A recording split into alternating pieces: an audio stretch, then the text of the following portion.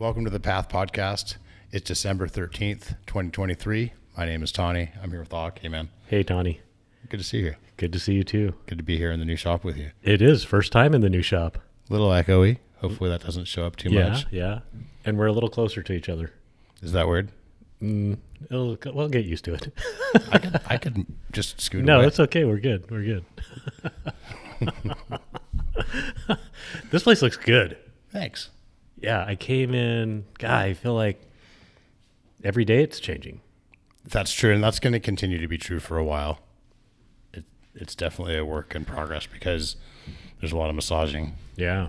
I mean, 2 weeks ago when we were recording, afterwards we stopped by and there was a lot of blank spaces on the Yes. walls, and even in the middle of the floor as well. Yes. And for those of you you can't see, but this place is really filled out nicely. I'm getting concerned a little bit, like we're going to have to get creative to fit more helmets in, more drivetrain parts. Right. Yeah. Right. Shoes. Instead of wondering if we're going to cover all the walls, we're now wondering if we're going to make space for everything, right? Yeah, there's a few spots. I mean, still space to be realized. Yes. We have some space left to utilize, and we're going to have to use it well. Right. As we always do. I mean, our operation always involves kind of a lot of stuff in kind of a small space. Right. But we're trying to make it easier to move through and easier to shot. Right. And nicer to look at. So, Right. And I guess maybe that's how sometimes it goes in many places. You start filling in thinking you're going to have a lot of space, and then all of a sudden you're full and you still have more stuff. Well, I kind of knew that I knew all along. But I think for people who were coming in here, some people at times wondered if we were going to be able to fill all the space. But yes, I knew that the reality is ultimately we have roughly the same amount. We have a tiny bit more retail space. We have more retail space here than we do at 215 West First Street. Right. But it's not like way more. Right. Not as far as retail space. We do have quite a bit more back of the shop space too. Right.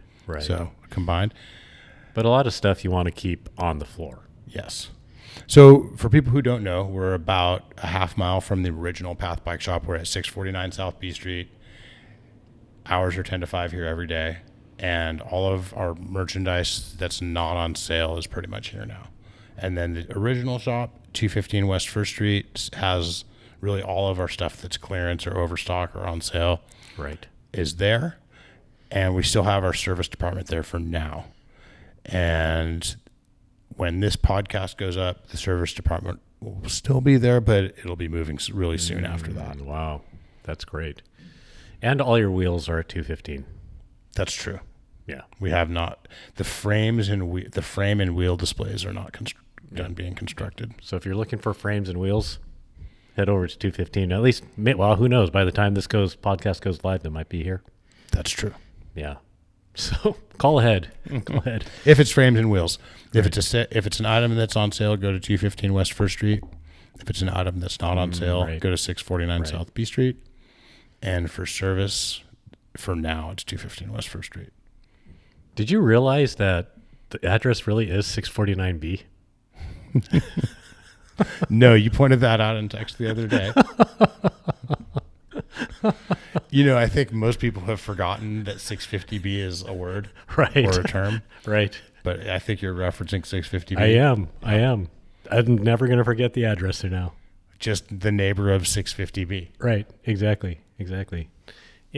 Having a good time here, but keeping it professional. Not quite a full party like 650B. Okay, that's a dad joke. Oh, gosh. Is it a party in the front? Is 650B or /27.5 a party when it's in the front too, or only when it's in the back? Oh, man. I think we've only kind of referred to it when it's in the back. Party in the back. But I guess could be full on party if it's a 2727. I mean, that's just like long hair all around. Long hair, don't care. Right. That's right. Speaking of 27.5 versus MX bikes, You have a Shadow Cat. I do. I have not had a chance to ride it again since the last show, so I've only got. But yes, I can't wait to ride that thing more. I'm really psyched on that bike. That's a Pivot Shadow Cat. If you look on the website, it'll show up 27.5, 27.5. Yep, mine's 29 front. Party in the back with a 36 150, and I might convert that to 140, but I'm still happy with it at 150. But okay, so I've got a bike that weighs 29 pounds without any crazy stupid parts on it. Right. And it's a 36. Got a 36 on it. I think 140 rear travel. I think so. I don't have the number super dialed in my head, but it's not a short travel trail bike. It's a full on trail bike. Right. Yeah, no, that's I think it's like 65.5 or just a shade steeper than that on the head angle, and 27.5, 27.5. So this could be 65, 64 and a change. 64. Yeah, I think that's right. Yeah, a little under 65. I think so. Yeah, it is. That's about how it feels too. Yeah. You know what I noticed tonight when I walked into the new shop, 649B, you have a Mach 6 on the floor with and it's MX. That's true. And that's also a 27.5, 27.5 normal. Yes, Pivot has kind of started shipping the Mach 6 to dealers who want them to as a mixed wheel. And then we talked them into shipping us Shadowcats mixed wheel. So you can buy from us mixed wheel pivots, Shadowcat or Mach 6, which is like kind of rowdy park bike slash long enduro for the Mach 6. And then I'd say the Shadowcat's a proper old like balanced trail bike. Yeah. I was looking at the Geo on the Mach 6. And what's cool on the Pivot website is you can toggle through the whether or not it's 27.5, 27.5 or MX, and then you can also toggle the high-low. So it changes the geometry. It's pretty cool. And in low MX setting, that Mach 6 is 63.3. Proper. That is proper. 153 rear travel. Sounds a lot like a Process X. Yeah, right? Right. I think it's lighter and snappier and designed around 27.5 only in the back, I think isn't bad. I think that's good. I think that is. And the Shadowcat's not super boost, so it's just regular boost. So that's good to know too. And for if you're moving parts from another bike or what have you, because the Mach 6 has the super boost, which is 158 spacing, 157. That's right. So if you do just buy a frame only, you'll have to rebuild a rear wheel or find a rear wheel that has super boost spacing. And so that's just something to consider. Yeah, that's an exciting bike. I didn't realize. And the shop has a model. I don't exactly know the model name of that Pivot of the Mach 6. It comes with a coil shock and a 36. I believe that is a brunch build. BRUNCH, and that is $5,000. That's a smoking deal. Yeah. Pivot's got this brunch ride special that they've got is a lot of nice parts on a top shelf bike for $5,000. Yeah, carbon frame. Yes, which is front and rear triangle, amazing. DW link, top shelf fit and finish and alignment and all that. Yeah, it's pretty hard to beat. I know. I need an MX wheel set. Maybe I'll buy one of those. That's funny. That's kind of the inverse of a segment I've been thinking about for the podcast or a conversation where we talk about, that thing where someone has a part and then they end up building a bike around it. Like, and at the Path, sometimes you get some funny ones. Like people have come in like, hey, I've got this stem. I think I want to build a bike. Usually it's more like, I've got a fork and some wheels or something. Oh, yeah. But yeah, sometimes people build bikes around a funny part. Right. A stem. I've always wanted to use this stem. I love this stem. Yeah, that's kind of almost the opposite. Is just buying a bike for a part that you want on it. Right. Or some wheels. Right. So, but that's super boost. Yes.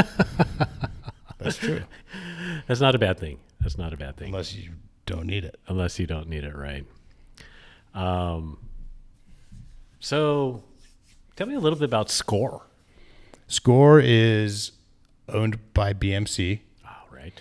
And BMC is kind of their brand identity, I would say, is super kind of leg shavy, XC road, gravel. Right. Super high quality, very like always good ride quality and progressive. Like the Scor bikes back in the day, a lot of our more picky employees rode them. Right. Or, I'm sorry, BMC bikes. Right. Before they made Scor. Right. Right. Thinking of Brian and Rabi and others who had BMCs. Right. So they've always been, BMC's always made cool stuff, but for the most part, our world doesn't notice very much because they're such a kind of a roadie brand, basically. Right. And so they made this brand Scor for their core mountain bikes. Right. And they have a lot of core mountain bikers working at BMC that had all these ideas that they wanted to see happen with BMC, but there's I think wisely this understanding that BMC doesn't really connect, the brand BMC doesn't really connect well in that space. So they had to make a new brand. Really modular bikes, you know, they really, there's a new model. There's the 2030, which is a very progressive kind of trail bike. Right. It's got one, it's a built 2929. Yep. 64.5 degree head angle, and 120 rear travel. Yeah. 130 front up to, or more. Right. That's slick. Yeah. It's a really cool bike, really progressive, really cool design aesthetics, as in some of the pivots are hidden. Right. Where the bolt comes in from the inside and you can't see it on the outside. Yep. I really like that. I think it looks great. Looks clean. It looks really clean. The kinematics are spot on. The suspension feels really good. The bikes have a really balanced, kind of plush planted, but still playful ride quality.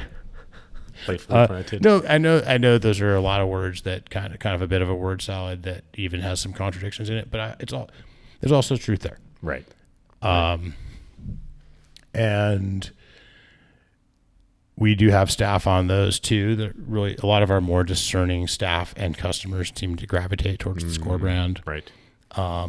We just sold a 2030 to one of our customers. You know, that we have certain customers who always seem to be early to buy something that turns out to be really popular. Right. Kind of bellwether customers or something. And we do keep an eye on them. Right. One of them just got a 2030 frame. So yeah. Frame only. Yep. Wow. Maybe he had some part. Maybe he had a stem that he wanted to. I've got these valves, you know, and I really have always wanted to use them. Yeah. You have any deals on frames? Exactly. These are 29er valves, by the way. Just kidding. Yeah. And I think it noteworthy with Scor, we have a bunch of their 2024 models coming in anytime now, particularly a lot of the 2030 frames and completes. Ooh, right.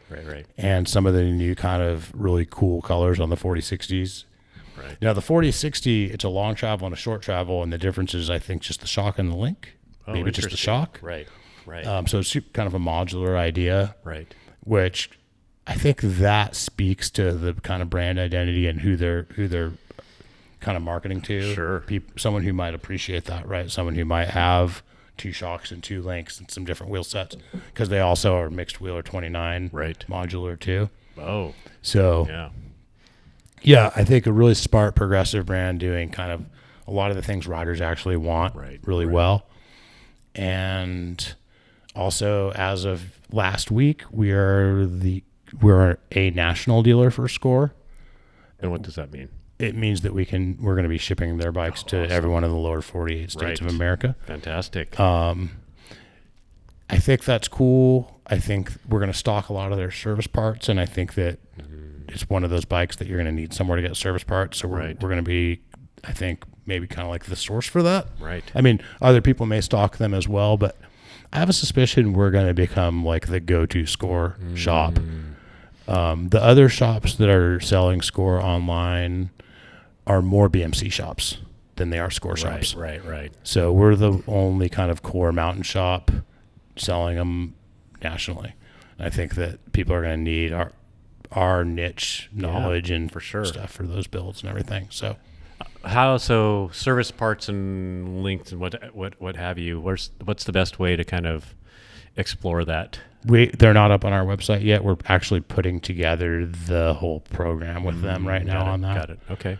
So, but my goal is to have in stock and on our web store, the trailer hangers and the frame grommets and anything that's proprietary to the bike that you're going to need to keep it going. Right. Now, the stuff that's not proprietary to the bike, like, bearings that are kind of standard enduro bearings and stuff, we probably have those anyway. Right. But I'm just talking about the kind of Scor specific stuff. And actually a lot of them do use the UDH, so we don't have to stock a specific hanger, but axle, the pivot bolts that for the frame pivots and hardware like that's kind of special, and you might need it to keep your bike running. Right. And the cable management stuff. Different links maybe to change that 40 into 60. Yeah, maybe. Yeah. I mean, what we're doing right now is working with Scor to identify what are people asking for. Oh, sure. So that we make sure we can have it. Right. Yeah. Excellent. So can you make a 2030 into a 2040? No. It's only between the 40 and the 60. The 2040 LT and ST, short travel and long travel, can be changed into each other. Right. That makes sense. Then there's also the 2040Z, which is the e-bike. Oh, and okay, so when Scor launched the 2030, Pink Bike liked it. The comments were really favorable, uncommonly favorable, I would say. Right. There was a trend of commenting that it was overpriced. And I think you and I talked about it, and I think Brian and I talked about it. And we looked at the spec and we're like, did they notice it? I don't remember the specifics, but there were some kind of hidden values that don't jump right out at you in the bike that were like, well, I kind of like that that's there and that's not cheap and stuff. But they lowered the prices a lot since then. Interesting. And the 2023s and 2022s are on sale. Oh. So the 2024s have an adjusted kind of, the people thought our pricing wasn't low enough, so we worked on it, and I need to look at it again, but I think it's maybe like 10 to 20% lower depending on the model, like a lot lower. Yeah. So Scor's really trying to like meet the market where it's at and make sure that because they've made these great products, and they want to make sure that people get to ride them. Right. Wow, maybe I'll look more at that. Yeah, and it's definitely. I do definitely think it's a shred signaling brand to have. Right. I have been pedaling more recently too. Tell me. Yeah. So, we talked last show about testing the Fairline cranks. Yep. And going to 155. But even after that, it really got me like, it's like, okay, I'm finally like adjusting back to what a push bike feels like. Even posture when pedaling makes a big difference. The different types of muscles that if you engage them, it's really beneficial. And if you don't, you're penalized more on a push bike than you are on an e-bike. Oh, really interesting. Yeah. So I felt like, that thing you do where you rotate your hips forward a little bit to help engage the glutes. Yeah. On an e-bike, I think I pick up a bad habit where I can get the same cardio and just let my hips roll backwards. Mm-hmm. Right. And it's sort of okay because I'm not going anaerobic and I'm in kind of that same good, whatever, aerobic workout. But when I started riding the push bikes again, I was like, oh man, got to roll the hips forward a little bit, to get that engagement and proper pedaling. And so, yeah, just getting back into that, now it's been, a month or so. And I rode with Luke this past weekend. That was really enjoyable. Nice. Yeah, it was fantastic. So, but man, riding the Trans X essentially on higher speed, flowy, higher speed, some semi-technical trails. That was fun. That's a hoot. That crank or that hip position that you're doing on the muscle bike, I don't know for sure, but I have a suspicion that it might be good for the health of your back and joints to try to employ that on the e-bike too. Yeah, I think so too. I have been. Cool. It's interesting on my commuter. There's days like today that I every 10 minutes really makes a big difference. So I ride my e-bike to work, and even that I'm like, okay, get that position correct, and it is helpful. I think a lot of riders either never get to this stage of riding, or it's like as they kind of approach a more expert level racer, Right. that they start really dialing in what postures are powerful, what muscle groups you can recruit, Right. how activated are certain muscle groups, and so it's a good reminder. I remember when we did that road bike fit. You did that road bike fit on me years ago, and that was one of the things, like nose down the saddle a little bit more than I was used to, helped put me in a better position. I think I remember, it was a long time ago, but I think I remember that I was trying all kinds of different things to try to get you to rotate your hips forward. Right. And I think I asked you why you wouldn't. Right. And it was saddle pressure. And then we rotated the nose down a little bit, and then you finally rotated your hips forward. Yeah. And that's, So anyways, that was great, man. And I noticed, okay, super light e-bikes, that 40, 45 pound range, feel like a bike. Mm-hmm.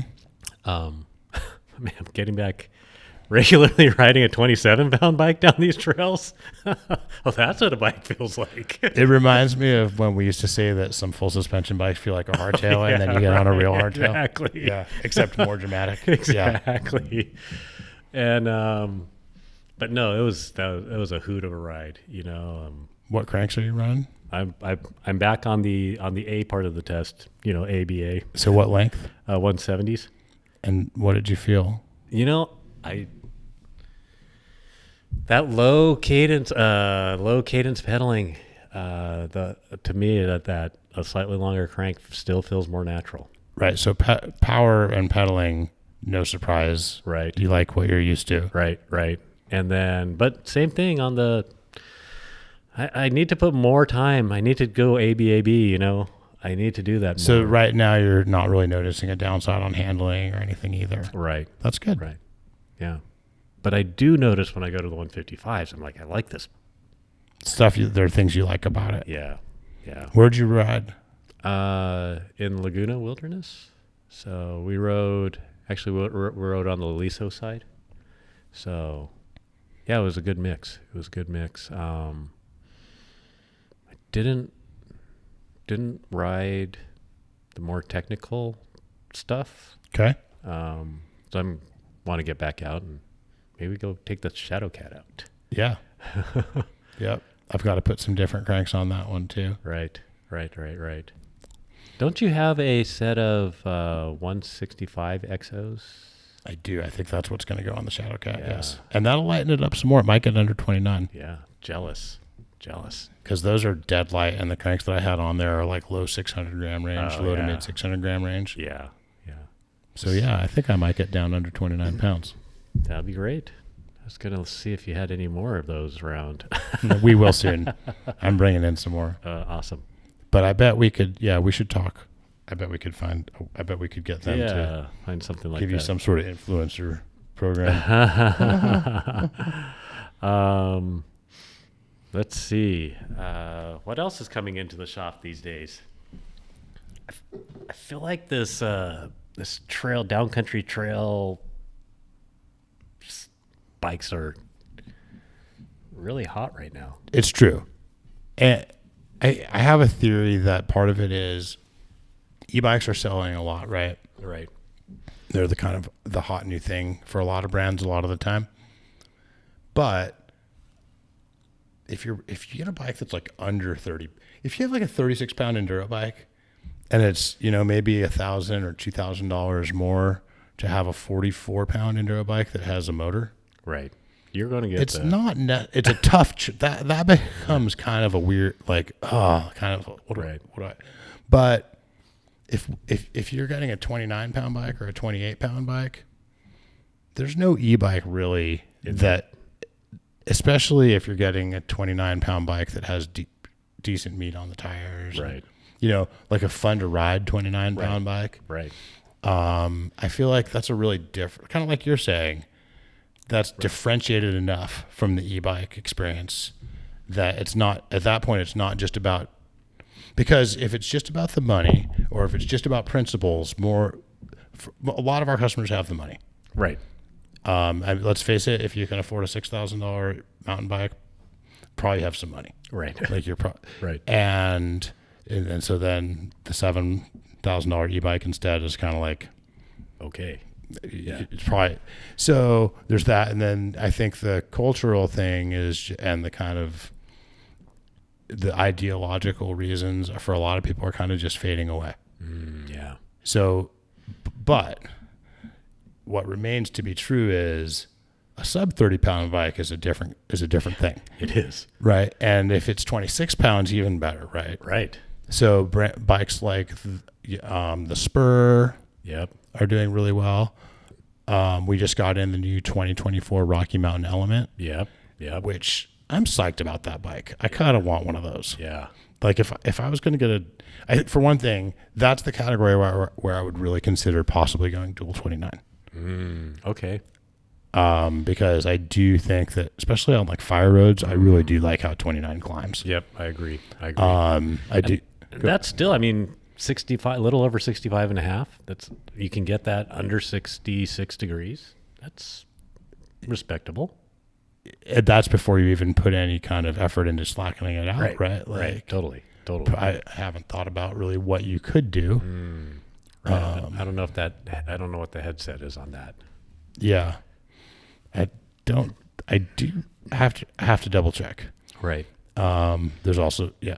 So, and that's I think I could build that up at 27 and a half pounds. Yeah. 28. Yeah, I believe that. Maybe that would be lighter. A cool bike. Maybe even lighter. I think it's a sub 6 pound frame. Oh yeah. You could build that up lighter. I mean, the thing that I was noticing riding this weekend on the, XC tires, with the Scor, that's like, it handles pretty well. What XC tires? Let me see. Recon on the front and what is it on the back? Like it's a 2.3 max. You're running 2.3 or 2.4 Maxxis. It's a 2.4 Maxxis EXO, just EXO, very XC. Ardent? No, not an Icon. Anyways, low knob fast riding. Low knob fast riding, but man, very capable with the Scor in it, and light, yeah. But a lot of good things in that space. The Element is a great one. A little more on the XC side, we just got 2024 Orbea Oizes in. Some people say Oith. Oith? Oh. Oiz. I mean OIZ. OIZ, right. It's a Basque pronunciation though. Oh, right. And that thing is hot. Yeah. Like that's a true XC World Cup bike, and it's progressive though. Right. Which means it has a 67-degree head angle because that's the new 69. Yeah. Right? Like 67. Yeah. Exactly. And that could probably build up that 23, sounds steep, 22, right maybe lighter. Yeah. That sounds steep. It's the new but 69. It's not. It really is. Man. And even in the time that I've been riding, I feel like that was the, 71, 72 was where it was at. And then 69. And then. Yeah. Now we're at 67. For that bike. Yeah. And I think the Scott Spark might even be a hair lighter. Wow.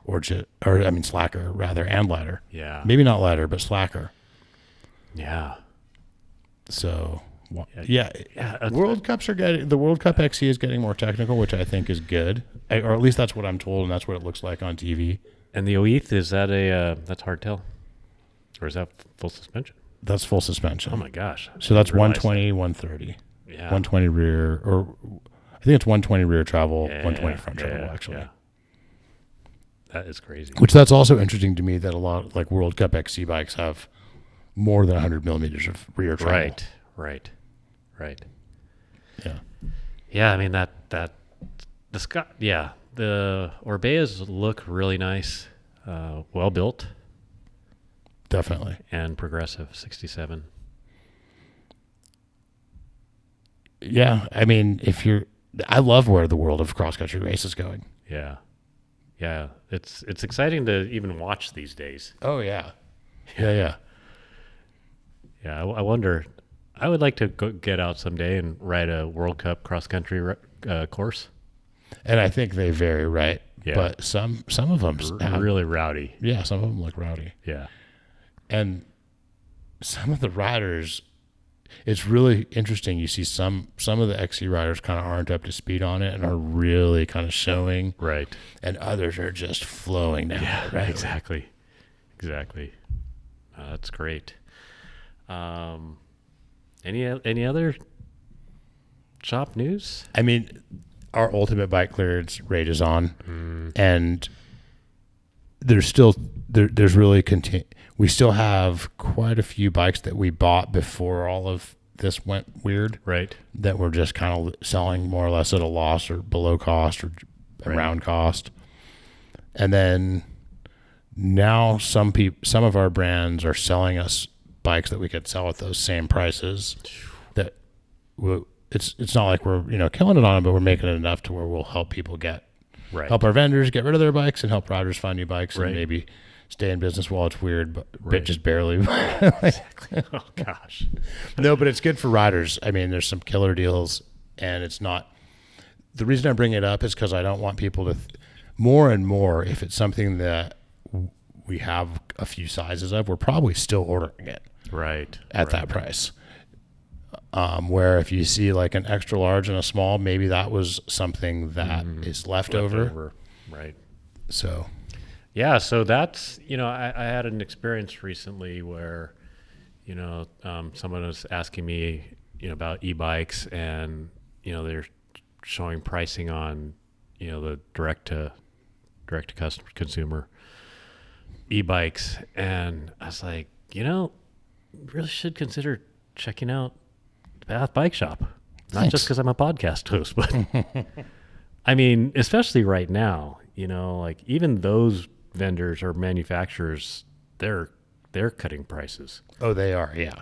Yeah. And I'm like, but you should check out the Path, and that's how scary deep some of these prices are. Unfortunately, maybe for you, fortunately for the customer. Yes. It is a weird time to be. It's so funny because I think a lot of our customers have been waiting for a buyer's market, because why wouldn't you? Right. That's what I would do. If I had a garage full of nice bikes, and there was a crazy there was a kind of historical seller's market going on, right, I'd maybe wait for a buyer's market. Right. I think the buyer's market started a while ago, and I think that news traveled slow, and some people are skeptical that it's truly happening. It is truly happening. Yeah, that's true. And I think that people are buying this. For a while, we were lowering prices, and they still weren't selling. Right. And some of those prices that didn't seem low enough at the time now are low enough. And I think it's because people are just back. I think a lot of people are back to like, maybe this is maybe, and the same thing is happening with Brian and I buying bikes, where for about a lot of the last 6 months, we'd see what seemed like a good opportunity to buy some bikes for our stock, and we'd be like, let's just wait and see, and make sure it's not a better opportunity in a few months, right? And now we're kind of shifting, those ran out. Okay, maybe this other thing really is as low as it's going to go, right? Right. And so, yeah, I think it is actually truly a buyer's market, and buyers are noticing it. And I think this is the most buyer's market that I've ever seen. Just like it was the most seller's market that we had ever seen before that. Yeah, totally. Exactly. And everything has to balance out. That's how things work, right? Right. When there's a lot of snakes, what if there's a lot of rabbits one year, there's a lot of snakes the next year or whatever. Right. I mean, it almost feels like, like I started riding in 2001 or thereabouts, 2002 maybe. You opened the shop in 98. Yeah, so this may be, historic in the history of the shop. It is for sure. As Both far sides, as right? Yeah. as Sellers far and as a lot of different metrics, it's historic. We're like the most percentage down we've ever been on sales. buyers. Right. We're the most percentage down we've ever been on making money on the products we sell. Right. We've lost money for the most number of months in a row. And previous to that, we had a couple of years where the records were set in the opposite direction. Right. So fortunately, we put away a little bit in the good times, and hopefully we can get through the bad times. I hope so too. And that sounds like you're living wisely. But what we're also noticing is, after the pandemic, there was this glut of used bikes that made it hard to sell even new bikes. And someone pointed out to me, most of those used bikes, those are 2021 and older. Yeah. And now we have 2024s coming out. Right. And it's kind of a different, it's not the same as when we had a 2022 new next to a 2021 Used. that the only difference was color. Yeah. Now we're moving it along to where a Yeah. lot of the bikes that are coming out are actually new bikes Right. with new features and new technology. Right. And those 2021s are less and less kind of confidence inspiring, Right. because they're now 3 years old. 4 years. Right. Yeah, for sure. So we're seeing that. We're also noticing that even if you did buy a new bike during the pandemic, and it's just so crazy how fast time flies. That's 3 years ago. Well, depending on what part, Right. But a lot of our customers buy a new bike every 1 to 3 years, Right. and so they're already ready again. Yeah. Sheesh. Golly. So Yeah. hopefully we're right Hopefully about that you're- too. Right. Exactly. You guys should know you're ready. You're ready to buy a new bike. Oh man, that's fantastic. Let's talking. I think what I find myself sometimes, is when friends ask your advice on topic X because they're going to make a decision, sometimes big, sometimes medium, whether it be purchase or a decision of moving in a direction, a life's decision. I get sucked into that people actually want to have a dialogue about that.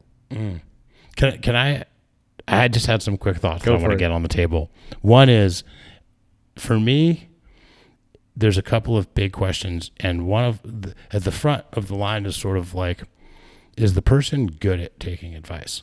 And to me, what that means is, one, will they follow their truth even if it disagrees with mine? Because I do not want to make the decision for them. Yeah, I agree. Totally agree with you. Another is, if they do take my advice and it doesn't go well, are they going to blame me in their mind?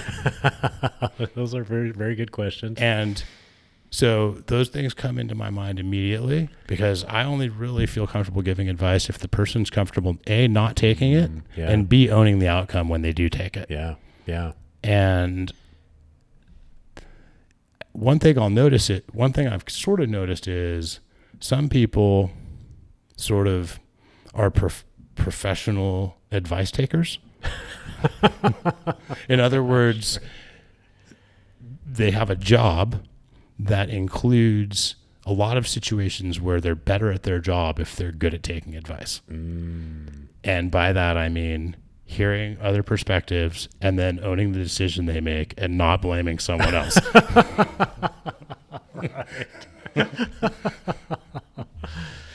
Yeah.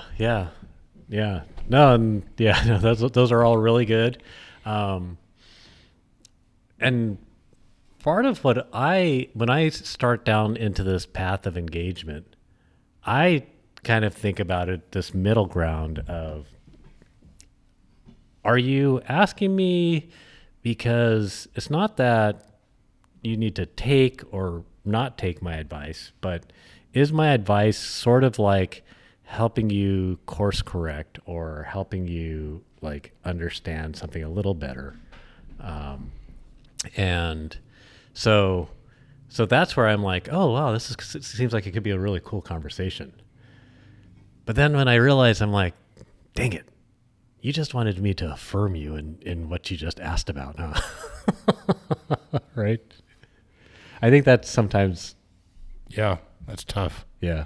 But no, it's anyways, I was just thinking about that a couple. And then it's one thing to want it. In other words, it's one thing to be like somewhat invested in kind of your current position on a thing. Right. It's another thing to need it. Because it's let's just say if it's a little bit of a hard pill to swallow, that maybe you need to rethink your decision, but you're happy to know. Yeah. Like, Yeah. So anyways, that was I find like a lot of times it's in when people are talking about purchases. yeah. Right. So, hey, what do you know about this? Or what do you think about this? I saw this. What do you think? What else might be out there? And it's like, oh, interesting. You're asking me what else might be out there, but I think you've already made up your mind. Yeah. But still maybe looking for confidence. Yeah. I think that's what it is. And that's why I say it's like an affirmation that after I've done my research, this is going to be a good decision. And maybe sort of looking to be saved last second from a bad decision if need be, Yeah, but not yeah, okay. always. Yep. Like, not, yeah. Yeah. But I would say that if you don't have a lot of practice at taking advice, you might not really be like very like intentional about all these topics, right, or even have a lot of clarity with yourself about it. Right. So, yeah. Anyways, that was just a, thought that popped in my head about, buyers.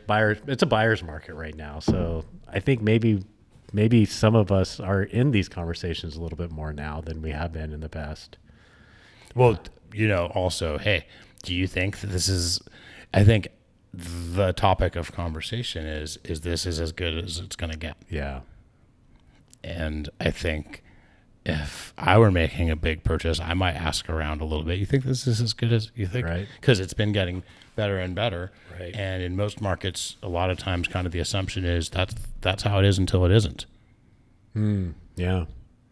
But in this market, I don't know how much better it could get to be a buyer. That's right. Well, and I also think Like that it might get a little better, right? But the incremental benefit that you might get. Yeah. Yeah. It's also, I think a lot about, even if with investments, like, or anytime you're buying something, Right. If you're looking for like the peak value or the bottom value, Right.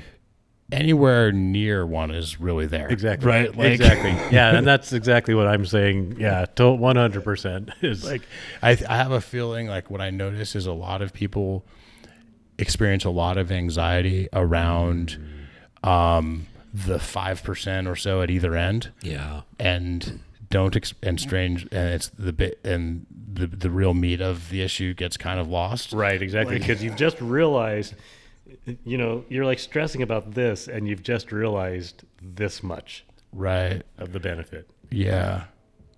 Yeah. And I mean, also there's the whole thing where a buyer's market means that it's a good time. A lot of people are buying because maybe there's more inventory than there is demand, right? Seller, it may not be the best time to ride. I don't know, or there's reasons why these things happen, right? So the economics of these things are funny, also in that sometimes the premium you pay for having something when everyone else wants it too is worth it, because there's a reason everyone wants it then. Right. Yeah, for sure. Yeah, that's it's either way. Although this year, I will say the trail conditions this year, because of all the rain that we got, have stayed good for a long time. I feel like the amount of time that we were in the death throes of dusty trails was very short this year. That's true. And, because we had rain all the way through June. And even then we had like a couple rains in August and thereabouts, that kept the dust down. Really, really good for riding and really unusual. I wonder if it's a pattern that will persist. Yeah, maybe. I hope. We haven't gotten a lot of rain now, but Jake, our producer and editor, was telling us it's supposed to rain a lot in the next couple of weeks. Maybe I'll plant a mango tree. Mango, because it needs a lot of rain. They like, I think, A lot of water. I think kind of a more tropical environment than we have here. Yeah, I could understand that. And it doesn't seem like our storms have been super cold. Right. I mean, some of them, we've had winter storms, but Right. the weather has been, if anything, about the same as ever, I feel like, in the winter. Right. So I had a Kona Minute. It's like a pedal pack bike, cargo bike, I should say. Okay. You know, a muscle. That bike is at my house right now. That bike is at your house right Thank now. you. You're welcome. Which is awesome. You could go to Costco on it. You could take little people to do their martial arts practice sitting on the cargo part. You know, that was awesome experience. And then I currently ride a cargo e-bike. It's the giant fast road. You know, I wouldn't call it a cargo bike. It's just it's a hybrid bike with a bike rack on it. So, Okay. Which is really cool. Like a townie bike. A townie bike, yeah. It's really cool. Can, you know, move out really quickly and carry heavy things if you need be. But the shop is taking this. Sorry, it's taking this to another level. Yes. The Pak Yak. Yes. Can you share about this? So the Pak Yak, The Pak Yak. it's I would call it a cargo bike, Right. probably. Yeah. It has an integrated rear rack that holds a ton of weight. I forget the exact numbers. 300 and something pounds, just over 300 pounds. And It's a huge amount of weight, by the way. yeah, and then we got the Surly flatbed trailer for it. Oh my gosh. And we're moving inventory back and forth between the two shops, and it can carry a lot of Oh stuff. my gosh. It can carry 3 bikes, plus we put like a frame box on the cargo rack, and you could fill that with 20, Oh yeah. maybe 20 pairs of shoes, or like Golly. like And it's an e-bike. It's an e-bike. It's an e-bike. It's the parent company is Giant, but it's sold under Momentum, I think is the name. yeah, and it rides pretty well. Yeah. It's easy to. It's not like hard to ride. It's not one of those cargo bikes that's like hard to ride. Right. And it's got a 28 mile an hour. It's the fast. 28 mile an hour version of it. 500 watt hour battery, and you can put another one of those on it as well, range extender. Yeah, and we're charging it on solar, which is kind of cool. And you're charging it on solar. Oh, here. Yep. At the new shop. Mm-hmm. Yeah. So what does the Surly flatbed look like attached to? How much? Do you know what the I weight think limit it's on that? the weight limit. Yeah. It's hundreds of pounds. I don't remember exactly what it gosh. is, but yeah. And there's the tongue weight limit, and then there's the balanced load weight limit. Right. But we've had 2 people on it. It didn't seem like it was pushing limits of it at all. They could put 2 people on the Pak Yak. 3 e-bikes, no problem. Yeah. Yeah, it's well. It is very utilitarian That is awesome. It has got me thinking. because we're doing a lot of. The 2 shops are half a mile apart. Customers come in one. They want something. We're shuttling stuff back and forth. Right. Plus, we're still moving product every day, and it's cool because let's say we're like moving some gloves. If you're using a vehicle, you got to put them in a box, carry the box out to the car, load the box. Right. In this situation, you move the bike right up to the gloves, load it there, and then you unload where you're putting the gloves. So it's kind of cool. Especially in the new location, you can, because of the lines of There's space to move through, yeah. To move through. Without a lot of tight turns that are hard with the trailer and everything. Yeah. Santa's sleigh. Yeah. Yep. I could see us maybe doing some like local deliveries on that and stuff sometimes too. Yeah. Pick up and drop off. Yeah. And What kind of mileage do you notice? Hard to say. I don't think we figured that out at all. It's yet. half a mile. It's like half mile, half Yeah, mile, half mile. I think one charge would do it a lot of times because it's flat too. Right. Yeah, and that 28 mile an hour limit, I always get confused on what Class 3. Class 3. Yeah, so that's pretty cool. It's got a built-in basket. Yep.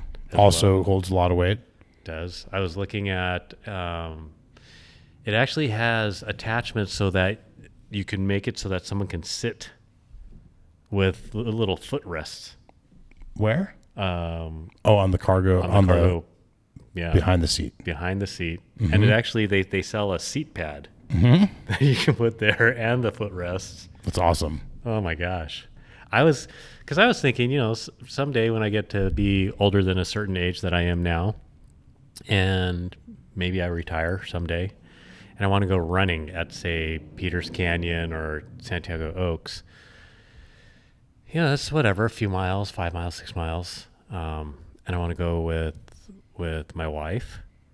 Like right now we drive. Mm-hmm. But if you had a Pak Yak, put the wife on the back, and you could, or put me on the back. Why not? Put you on the back? Put me on the back, and pedal and run, and then pedal home. I love it. I would like to see Karen and you driving up the street on your Pak Yak. Opposite. Yeah. Opposite. I'm going to have Karen drive. I think that's probably a good choice. She's pretty level-headed. Right. Exactly. And yeah, so that is a pretty dang cool. You've got me thinking. Yeah. Because I really think, like, with the way that cargo bike is set up, like, you could make any trip to the grocery store with your. It actually comes with a cargo, like, rack set. I mean, you could go get some lumber at Home Depot. You could, especially with the Surly. With the trailer. Yeah, for sure. But the way they've set up the accessories on that is amazing. They have normally what people do with these types of bikes is they bungee cord milk crates on, and that becomes, which is totally doable. But they've got accessories, bolt-on accessories with like gigantic cargo bag or extra large panniers, and the Giant does. Yeah, Giant does, and it's really well thought out. At least that's what it looks like. Maybe we need some more accessories for our Pak Yak. Yeah. I'm going to have to go check it out. Mm-hmm.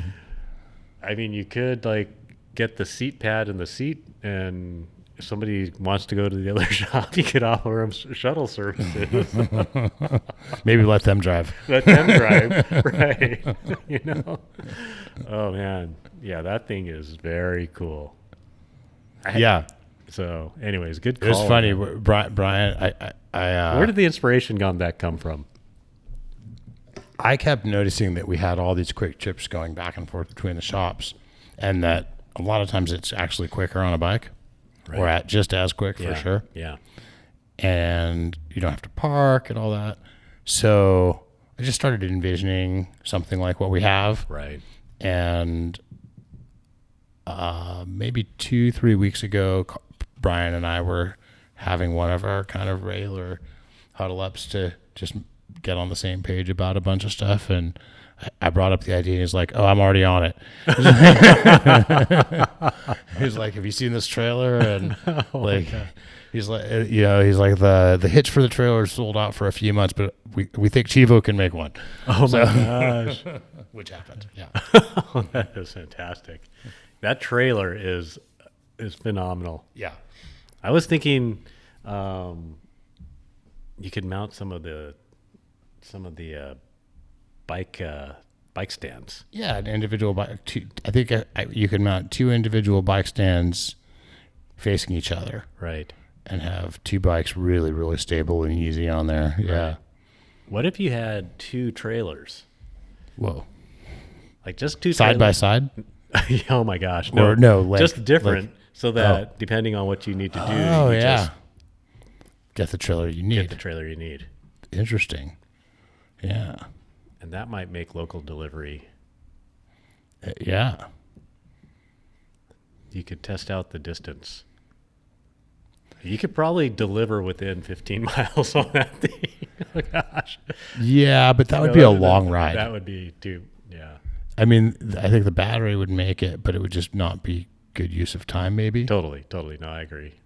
But all over Tustin and maybe parts of Santa Ana, Orange, and Irvine. Like within 5 miles. 5, maybe even 8. Yeah. I mean, my 7-mile bicycle commute on an e-bike is 17 minutes. Yeah, that's manageable. Yeah. Yeah, that is. It's interesting. We offer that delivery. We offer a lot of our customers. We offer the option of delivery, and there's this part of us that's kind of like, do we really want to do that? Because it's such an experience to come in the shop and people get to interact with so much stuff that they didn't even think they needed to interact with and everything. Right. The thing that surprises me most about delivery, though, is that most people don't take us up on it. I when we started kind of offering it, I really thought that it would become a much bigger thing than it has so far. And maybe the world's just not quite. I think this is kind of a building part of our culture here that people expect stuff to be delivered to them, and so maybe it will become. Pak Yak arrived with the bike on one and then a display of goods on the other that they could interact with. Yeah, like an ice cream truck. Oh gosh. Gloves. You can have gloves, a few different helmets, I like it. just a few different shoes. Ask them their shoe size before. We could have like a high-end mountain bike street vendor vibe. Oh my gosh. Cruising at 28 miles an hour. Just gloves, just washing around. Socks, gloves. I like it. Oh, the Pak Yak. That thing is amazing. So, anyways. No, that thing is rad. It feels powerful too. I don't know if it has a special motor or if it's the normal Yamaha motor, but I don't know. It feels solid. Well, and maybe it has to do with, how much does that thing weigh? Probably weighs 70 pounds. Oh, I hadn't even thought about how much it weighs. So, I mean, getting that thing going, no wonder why it feels powerful, because it's a beast. It's a load. Yeah. I was trying to figure out anyways. I love my e-commuter bike. I don't know if that could be my daily driver to e-commute on. I mean, it could be. Why not? I mean, it could totally be your e-commuter on it. What does yours do that one wouldn't? I could carry it into the That's office. It. Right. So if you want to take your bike into the office and carry it. Right. This is where an e-gravel bike would come in handy, because you could just differentiate. Yeah. Have the Pak Yak and an e-gravel bike. I could see you with that combo someday. But it's such a buyer's market, I wouldn't be able to sell my e-commuter bike. Yeah. You definitely have to take a bath on it. Yeah. I mean, I have gotten really good use out of it. Yeah. Yeah, for sure. You'd probably be still pretty low cents per mile. Yeah, possibly. That's a good way to think about it. Cents per mile on a bike. Yeah, I think my father once put that idea in my head that the performance of your investment in a vehicle is measured in the cents per mile equation. Interesting. I wonder what the high value cents per mile is supposed to around. It varies a lot. I can imagine just what by value. What do you mean by value? Right. Yeah, because some people get down and then there's the question of whether you're including fuel costs or not. Right. And also maintenance costs or not. Right. But because a lot of times as the cost of ownership per mile goes down, the cost of fuel and maintenance goes up. That is true. So that is true. Overall cost of ownership. Yeah. And what value you place on the driving experience, on the getting from point A to point B experience. Because I was driving home on a last Saturday, and I saw two what looked like Le Mans race cars driving along on Red Hill. It was a sight. It was really cool. That, I mean, has a cents per mile. Right. I probably wouldn't appreciate that experience enough to make it worthwhile, even if I could afford it. Right. But I can imagine appreciating it enough, and I can almost imagine being able to afford it. Right. Cents per mile. I'm going to do some. I'm going to. I bet you get pretty good cents per mile on your vehicles because you have had them a long time and they're reliable vehicles. 20 years on my van and 12 years on my truck. Yeah. And I think that's generally the formula for getting into the low cents per mile is to own it a long time. Right. But I should look at the cents per mile of my vehicle versus cents per mile on my commuter bikes and see where that I would be curious. Because I probably get more maybe not more miles. I get a higher percentage of miles on my commuter bikes than compared to my cars than most. Yes. Because most people don't ride their bikes to work. Yes. I think you also romanticize bikes a little bit more than cars, so you replace your commuter bikes more often than your cars. That's true. Or another way of saying, actually, like a bike doesn't always last as long as a car. Right. But I would also say, like, your cycle of replacing bikes is much greater. You replace them before they need to be replaced more than you do cars. That is true. That is very true. Yeah, that's cool. But it would be still fun to find out. Like, do you know how many miles you put on any of your bikes? Let's see. I think I figured out that in any given year, I think I put about 2,500 miles in bicycle commuting. Okay. So, however long I have bikes, Yeah. The commuter bikes, man, my commuter bikes, once I buy them, it's harder for me to sell them because I don't know why. So let's say you bought a commuter bike just for the sake of argument for $5,000, rode it for 2 years, put 5,000 miles on it. Say we put 5,000. And let's say you sold it for $3,000. Yep. So it cost you $2,000. Yep. You put 3,000 miles on it. You're not getting into that like under 15, under 11 cents a mile where it would be like a car.